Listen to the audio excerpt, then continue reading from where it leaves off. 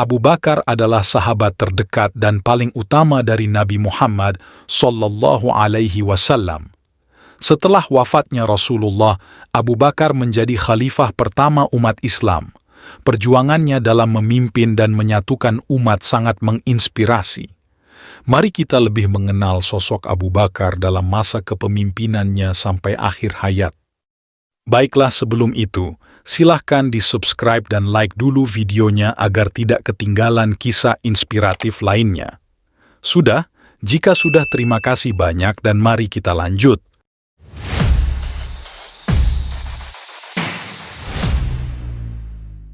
Setelah wafatnya Nabi Muhammad SAW, kepala kaum Ansyar, baik pihak Aus maupun persukuan Khazraj berkumpul dalam sebuah halaman milik Bani Sa'idah. Mereka bermaksud hendak memilih Sa'ad ibnu Ubadah menjadi Khalifah Muhammad sebab ia adalah kepala tertinggi kaum Ansyar pada waktu itu. Berita permusyawaratan itu lekas sampai kepada orang-orang besar di kalangan Muhajirin. Saat itu juga dengan segera mereka pergi ke balai. Baru saja sampai, Abu Bakar langsung berpidato, menyarankan Ansyar agar memilih salah satu dari dua tokoh Muhajirin menjadi khalifah. Pilihannya yakni Abu Ubaidah atau Umar. Setelah selesai Abu Bakar berpidato, berdirilah Habab ibnu Al-Munzir menyatakan penolakannya. Ia mengusulkan agar masing-masing dari kubu Ansyar dan Muhajirin memiliki khalifahnya sendiri-sendiri. Mendengar itu, Umar lalu menjawab, "Jangan sekali-kali menyebutkan itu. Tidak dapat berhimpun dua kepala dalam satu kekuasaan." Menyaksikan kekisruhan itu, Bashir ibnu Sa'ad, yakni seorang yang terpandang dari golongan Aus Ansyar, tampil ke depan dan berkata, "Wahai kaum Ansyar, kita memang mempunyai beberapa kelebihan dalam perjuangan. Namun, ingatlah pekerjaan besar itu kita kerjakan bukanlah karena mengharapkan yang lain, hanyalah semata-mata karena Allah. Oleh sebab itu, tidaklah pantas kita memanjangkan mulut menyebut-nyebutkan jasa itu pada manusia.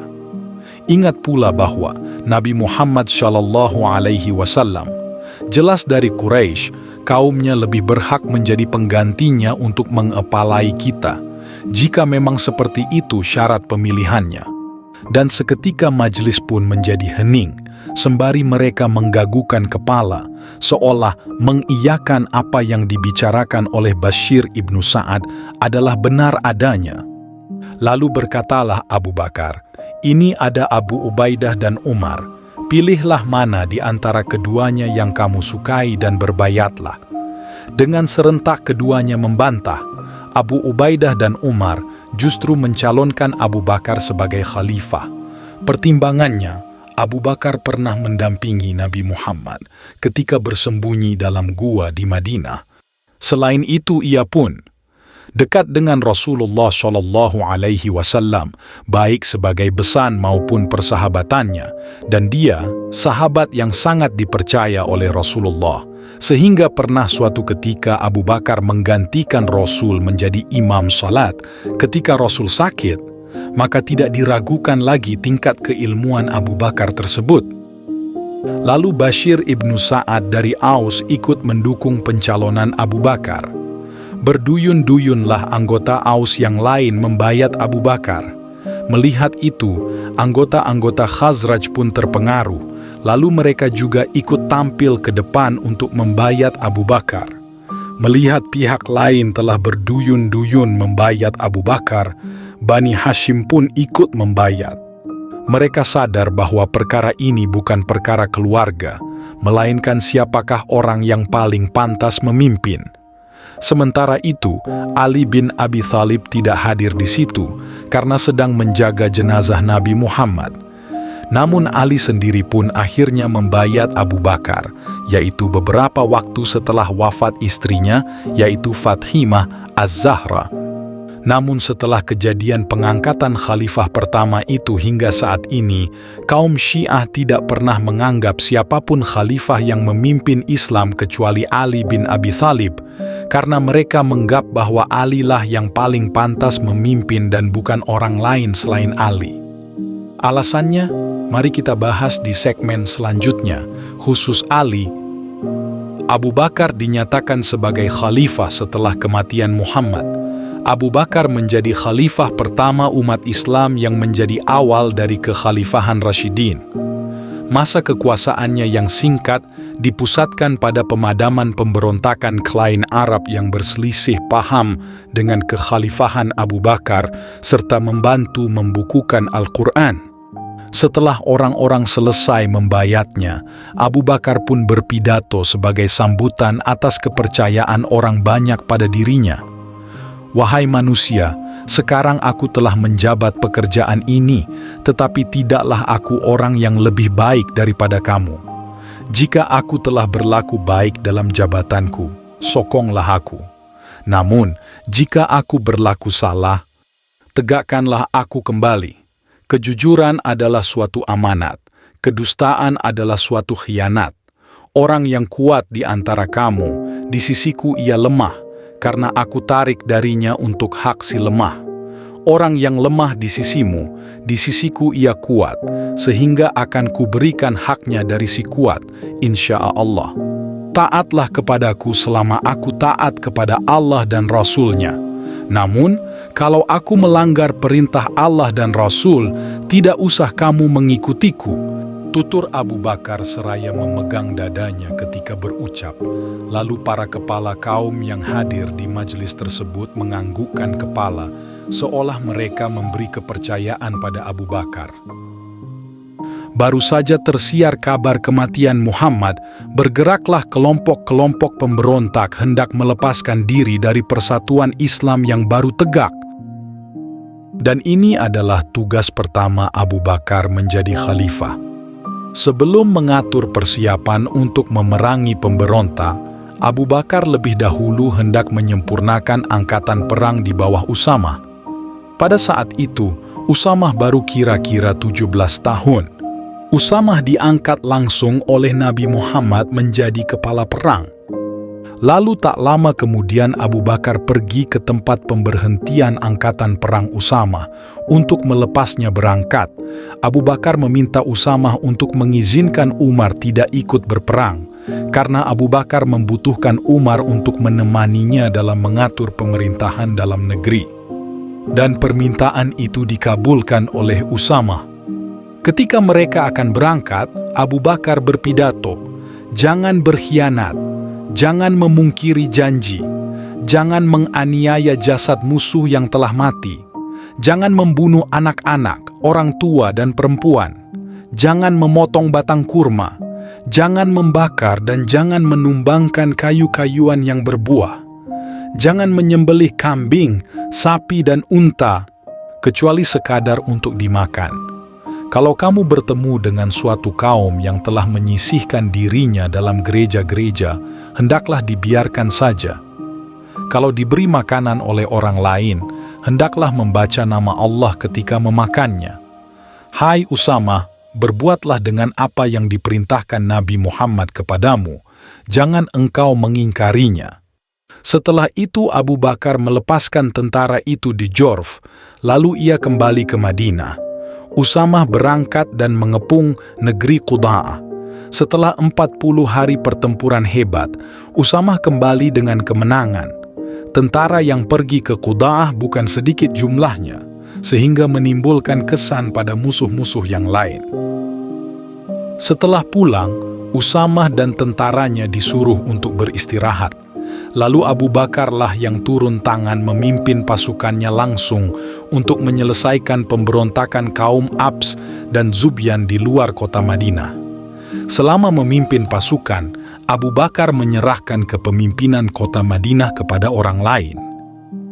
Setelah Abu Bakar berhasil memadamkan pemberontakan itu, ia mengumpulkan tentaranya di Zulkisyah, sekitar 15 km dari Madinah, menghadap ke Najd. Di sana, ia membagi 11 buah bendera kepada 11 orang panglima perang, yang bertujuan bisa mengalahkan musuh dalam satu kali serangan, agar tidak banyak memakan korban jiwa. Bendera pertama diberikan kepada Khalid ibnu Al-Walid ke daerah Thulaihah dan Ibnu Khuwailid Al-Asadi di negeri Bazuakhah.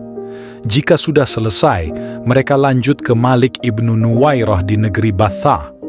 Lalu bendera kedua Ikrimah ibnu Abu Jahal ke Musailamah di Yamamah.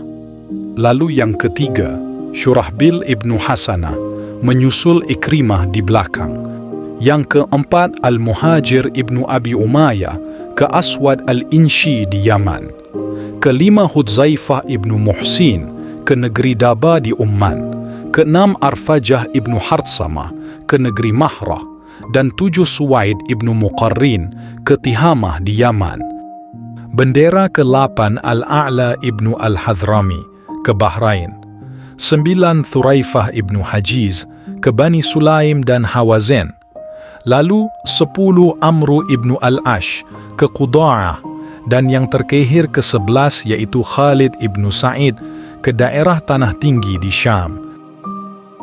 Berkat para kepala perang itu, dalam masa yang tidak berapa lama, seluruh pemberontakan dan huru-hara dapat disapu bersih. Seluruh jazirah Arab bersatu kembali di bawah satu bendera. Disinilah khalifah pertama yakni Abu Bakar mendapatkan kepercayaan hampir seluruh masyarakat bahwa memang dia pantas menjadi pengganti Nabi Muhammad. Lalu masuklah kita pada episode khalifah pertama. Islam mendapat julukan sang penakluk Persia dari para musuh-musuh Islam lainnya. Mengapa begitu? Subscribe dulu guys. Mari kita lanjut. Setelah aman huru-hara dalam negeri, khalifah menghadap ke luar negeri untuk menaklukkan negeri Persia. Diangkatnya kepala perang besar yang masyhur, yakni Saifullah atau lebih dikenal sebagai Khalid ibnu Al-Walid. Kalau rencana ini berhasil, perjalanan bisa saja diteruskan hingga ke batas-batas Hindustan. Lalu setelah beberapa waktu, akhirnya Khalid berhasil memasuki Persia, mulai dari pinggir sungai Furat sampai ke Ubullah, mengelilingi Syam dan Irak.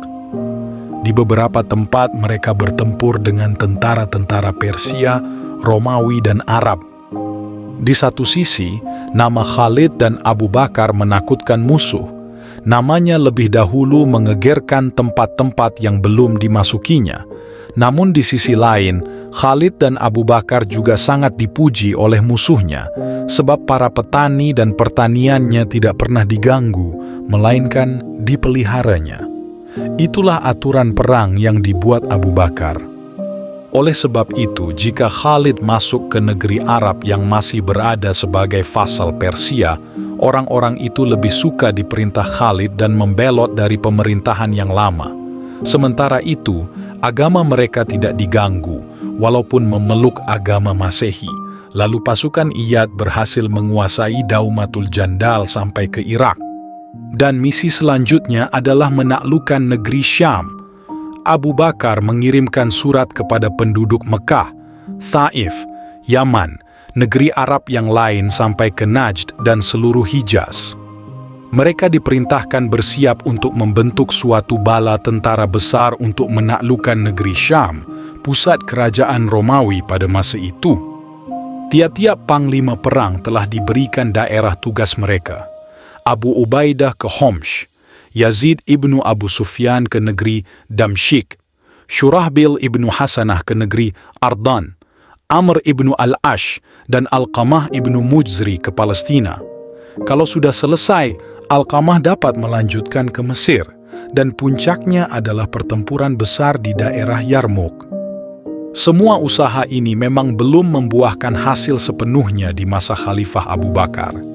Namun, satu demi satu kota-kota penting di kawasan Syam ditaklukkan, mulai dari gerbang pertama Syam, yakni Bushra, Ajnadain, Fihl Jordania, Palestina, hingga kota metropolis Damaskus di tahun 635 Masehi. Selanjutnya, kota-kota lain pun ditaklukkan. Hingga pada 636 Masehi terjadi perang dahsyat antara pasukan Muslim dan pasukan Heraklius di Yarmouk. sebuah daerah di sebelah timur Yordania yang disebut oleh Philip K. Hitti dalam bukunya History of Arabs, halaman 109, yakni sebagai daerah paling panas di muka bumi. Perang antara 50.000 pasukan Romawi dengan 25.000 pasukan Muslim ini berakhir dengan kemenangan pasukan Muslim, dan momen yang menandai berakhirnya kekuasaan Romawi di wilayah Syam ini justru terjadi di masa kepemimpinan Sayyidina Umar radhiyallahu anhu. Mengapa begitu? Karena pada saat perang di Yarmuk terjadi, dan tepat pada hari ke-7 bulan Jumadil akhir tahun 13 Hijriyah, Abu Bakar mengalami sakit yang cukup berkepanjangan hingga 15 hari lamanya. Dalam masa sakitnya itu Abu Bakar merasa ajal akan mendekat, dan dari itu ia mengusulkan penggantian khalifah. Ia mengusulkan Umar bin Al-Khattab untuk menjadi khalifah. Kehendak Abu Bakar tersebut diterima oleh sahabat-sahabatnya. Lalu dibaiatlah Umar menjadi khalifah kedua untuk meneruskan kepemimpinan, terutama dalam perang yang sedang terjadi di Yarmuk. Lalu apalagi yang dilakukan Abu Bakar sebelum wafat untuk Islam? Pada masa kekhalifahan Abu Bakar, terjadi peristiwa yang mengguncang umat Islam. Para penghafal Al-Quran meninggal dalam pertempuran di Yamamah. Kondisi ini membuat Abu Bakar khawatir, karena para sahabat telah berpencar ke berbagai tempat untuk menyampaikan dakwah Islam, dan mati syahid menjadi idaman mereka semua. Namun, Al-Quran tersimpan di dalam dada mereka, sehingga kematian mereka secara tidak langsung menyebabkan hilangnya Al-Quran. Lalu Abu Bakar memberi perintah pada Zaid bin Sabit, yakni penulis wahyu. Ia diberi tugas untuk mengumpulkan Al-Quran. Ia mengumpulkan ayat-ayat yang tertulis di pelepah kurma, lempengan batu putih, serta dari hafalan para sahabat, hingga akhirnya Al-Quran disusun dalam satu mushaf. Abu Bakar menjadi orang pertama yang mengumpulkan Al-Quran dalam bentuk mushaf, seperti yang kita kenal sekarang. Lalu Al-Quran itu disimpan di rumah Abu Bakar, hingga beliau menghembuskan nafas terakhirnya. Dan usaha dari pengumpulan mushaf ini pun ada jasa Umar bin Khattab di dalamnya, yakni beliaulah yang memberikan masukan kepada Abu Bakar agar Al-Quran dikumpulkan dan dijadikan mushaf. Tindakan mulia ini tidak hanya memastikan keselamatan dan keutuhan kitab suci bagi umat Islam, tetapi juga menjadi bukti cinta dan pengabdian Abu Bakar kepada agama Islam dan Rasulullah. Dan itulah kisah Abu Bakar sang khalifah pertama umat Islam. Walaupun masa kepemimpinannya singkat, namun banyak sekali jasa yang beliau berikan. Semoga kisahnya menginspirasi kita untuk selalu berpegang teguh pada nilai-nilai kebenaran dan keikhlasan. Mari kita perbanyak membaca Al-Quran, karena dengan membacanya Allah berjanji akan melipat gandakan pahala setiap hurufnya. Wallahu a'lam. Bagaimana menurut sahabat Muslim kisah kali ini? Tulis di kolom komentar ya. Bantu like dan subscribe-nya juga agar channel ini bisa terus berkembang dan memberikan manfaat bagi kita semua. Jangan lupa tonton juga kisah Abu Bakar part 1-nya ya. Akhir kata, wassalamualaikum warahmatullahi wabarakatuh.